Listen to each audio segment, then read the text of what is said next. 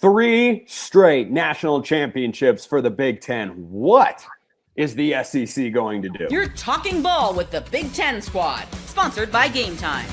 From USC to Ohio State, from Michigan to Oregon, from Nebraska to Washington, it's the local experts of the Locked On Podcast Network bringing you scoops, breakdowns, and the most comprehensive preview of the upcoming Big Ten weekend.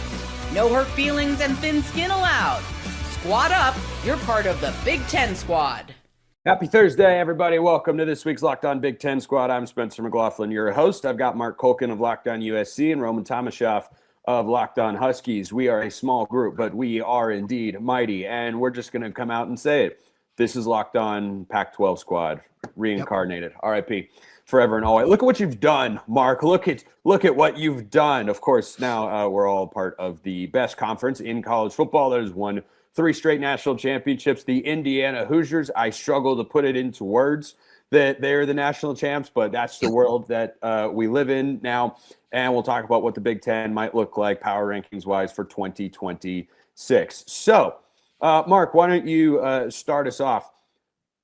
What is the SEC going to do? Because the Big Ten seems to just run the sport now, and all the inherent bias and benefit of the doubt and all the stuff the SEC has gotten for years, it's very clear you can't give that anymore, and you've got to give it to the Big Ten, right?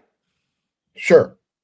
What I find really funny, and I guess ironic about this whole thing, is Nick Saban having to come out and say, we can't afford to do this anymore. Mm-hmm. I mean, it was, again, the SEC model was when everything was being paid under the table, quarterbacks were getting bankrolled. I mean, I can give you some really big numbers, the type of numbers we're talking about today, but that was what was going on under the table. Now that it's common practice, hey, pay up, you're going to get the players you want. You know, the folks in the North, they learned how to, industrialize. They learned how to build businesses. And they've got some influential boosters and donors. And this is what happens. So, I remember back in the day when the Pac-12 actually existed with USC and Washington and Oregon and UCLA and Stanford and Cal and so on and so on. USC didn't have troubles, beating up on the SEC. And were they paying under the table? Probably a little bit, not compared to the way the SEC does it, though. So I just find it funny that once all of a sudden the playing field was leveled out, you got SEC folks saying, we can't compete in this environment.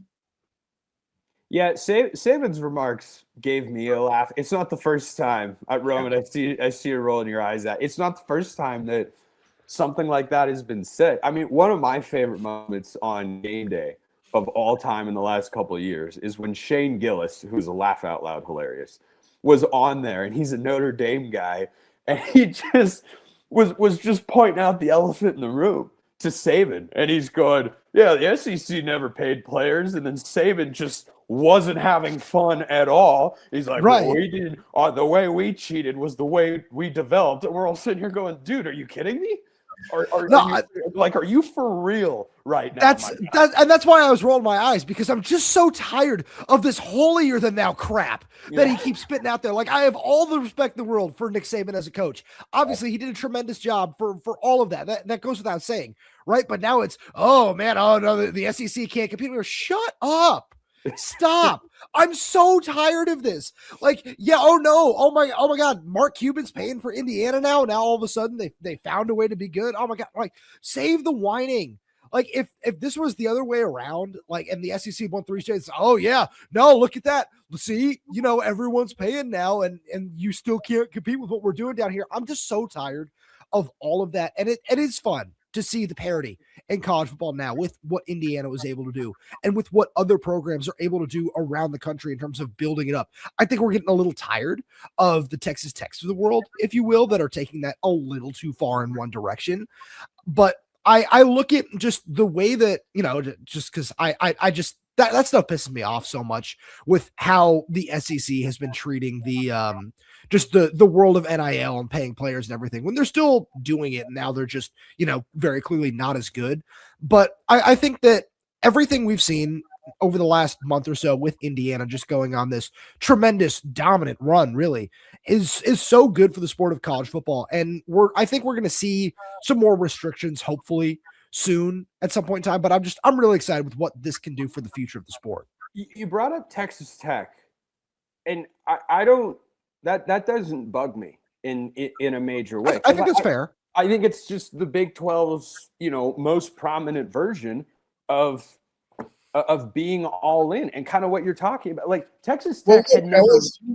LSU is the complete opposite of the Nick Saban, Kirby Smart approach where they can't afford it.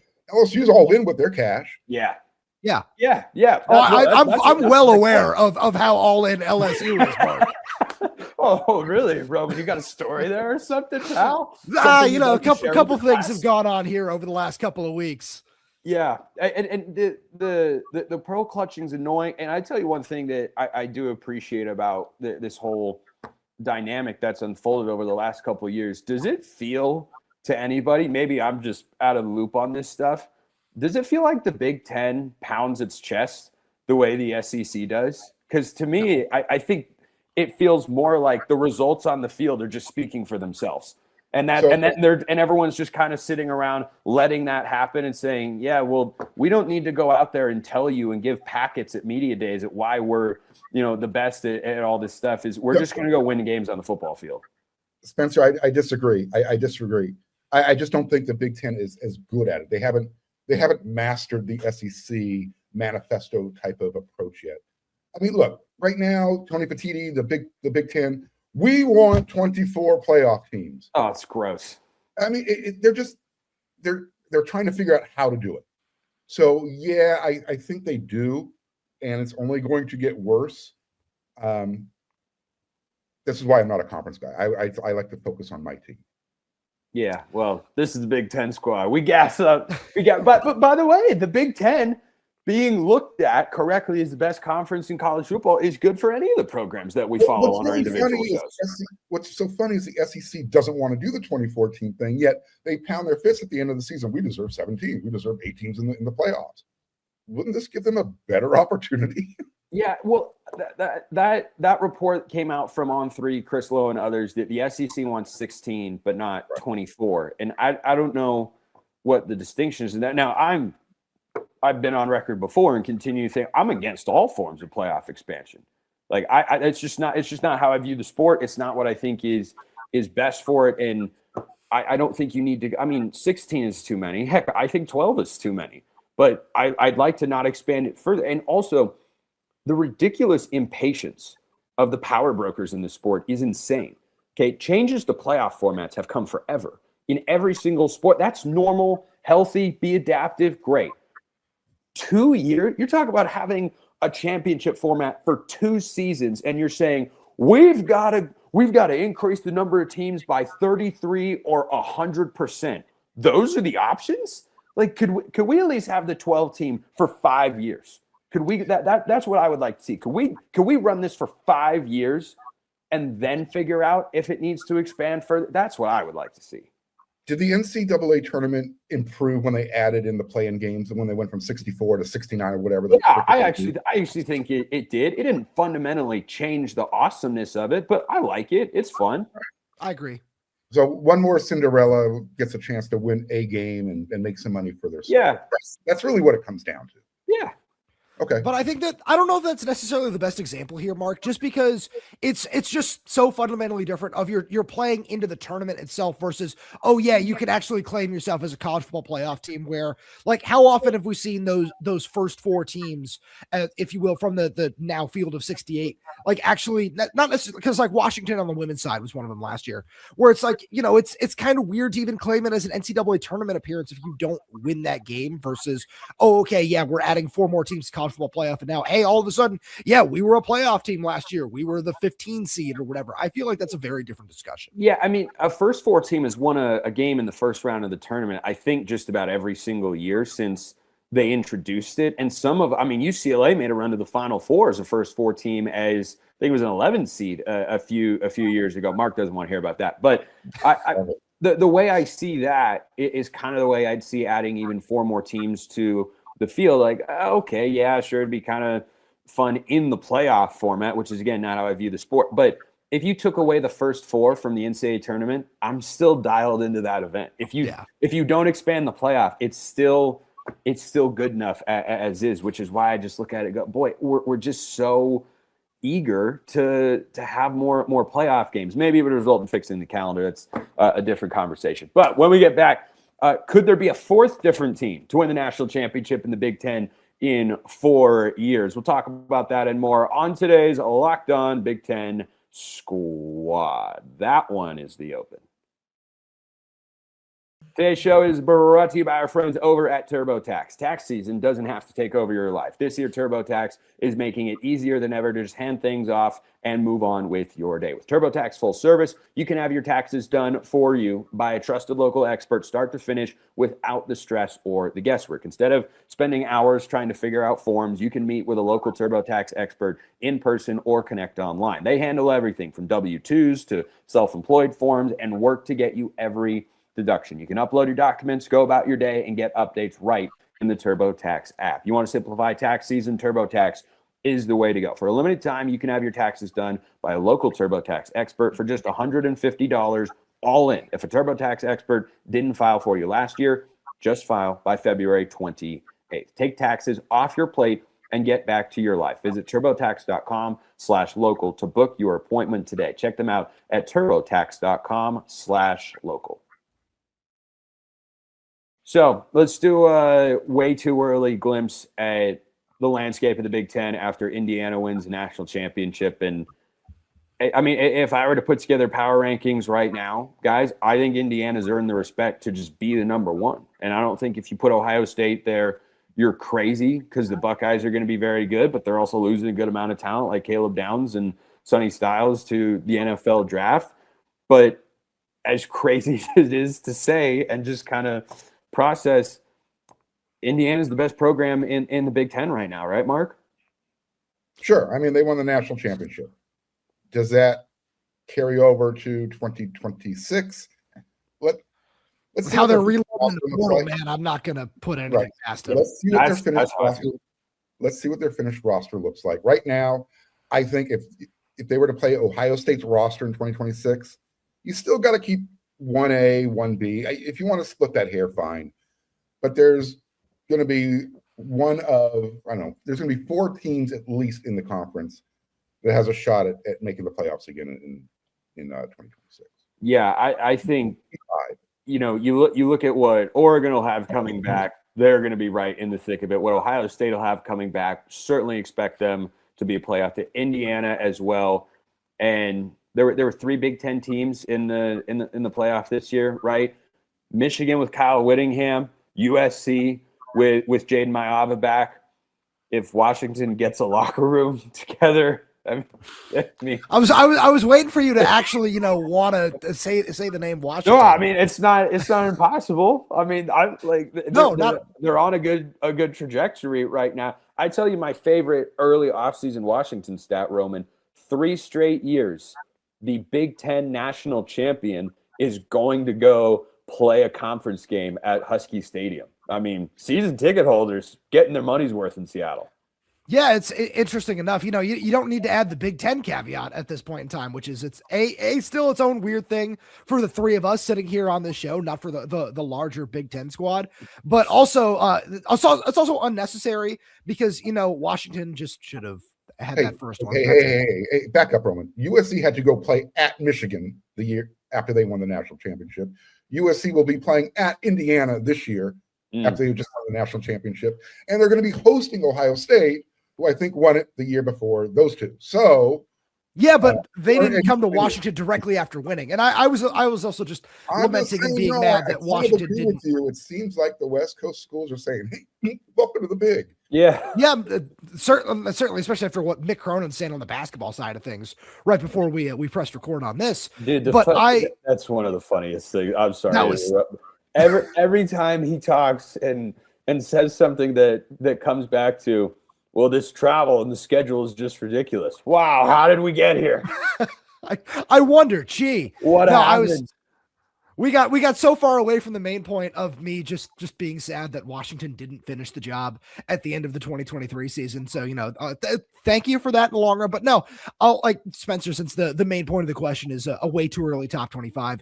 I've been really excited to see Washington on all of these lists because the things that I'm most excited about, outside of whatever controversy we're going to see over DeMond Williams for the next couple of months, where there are going to be people who are pissed off about that for a very long time, this is going to be a really solid Washington roster.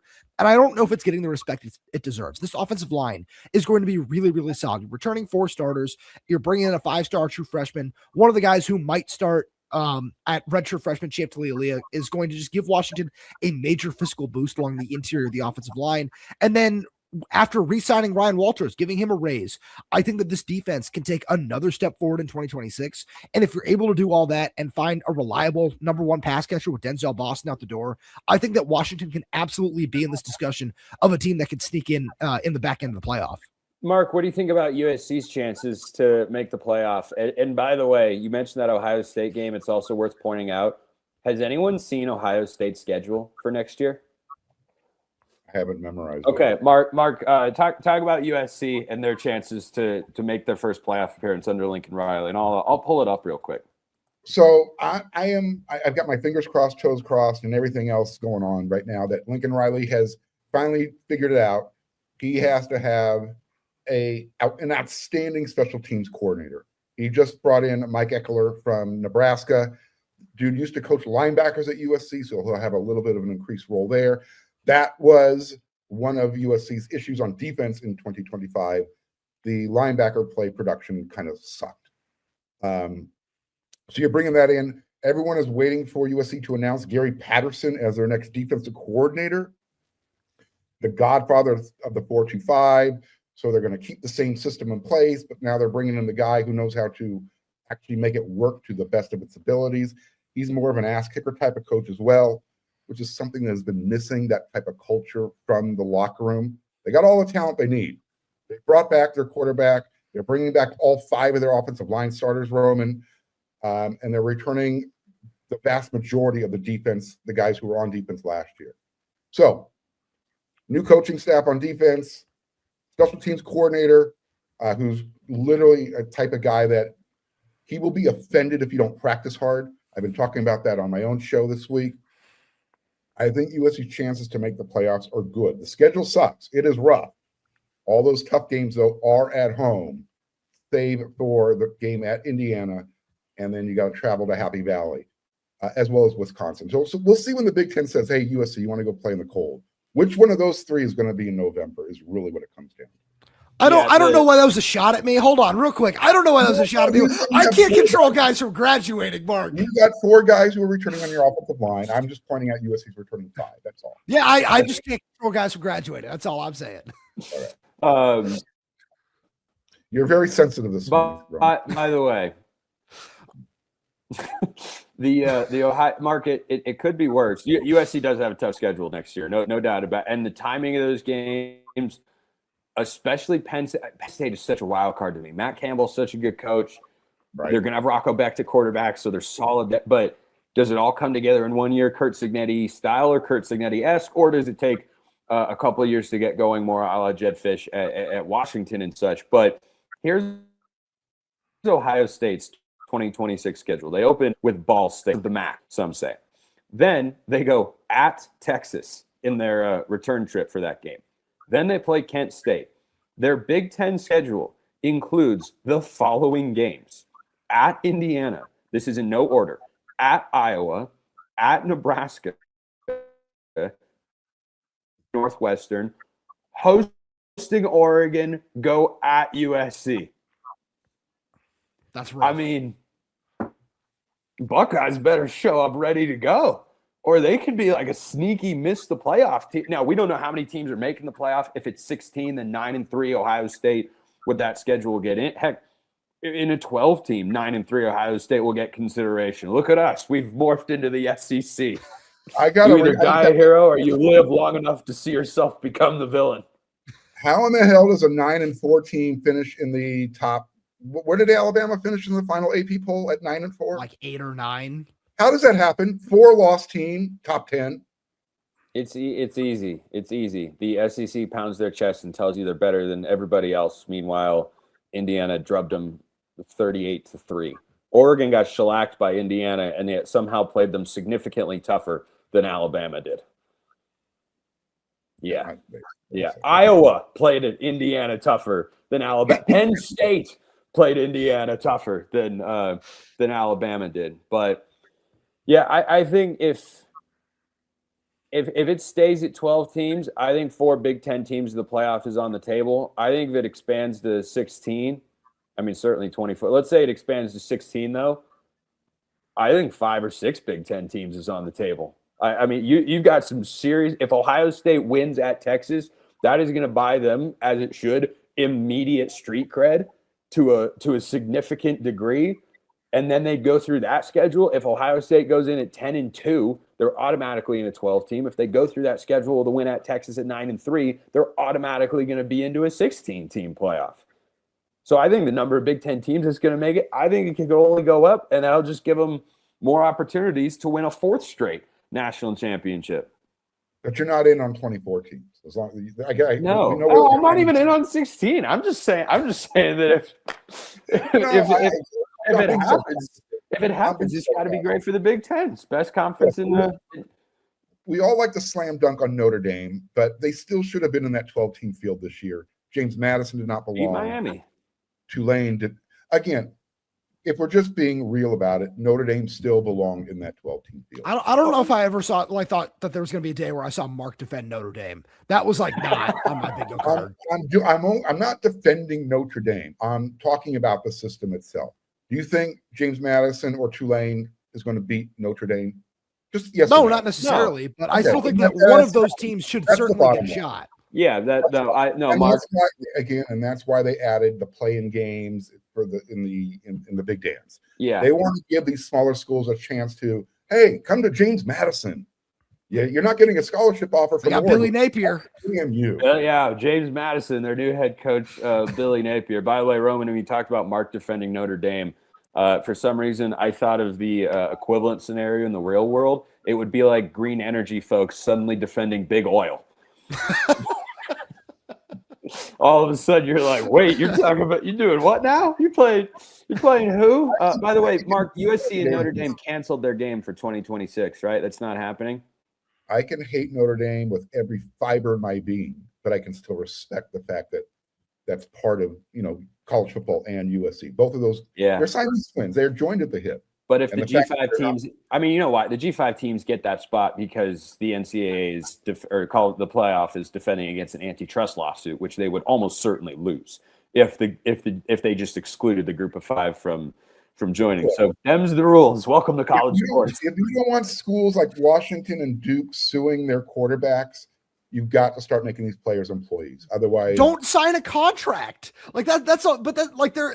You're right.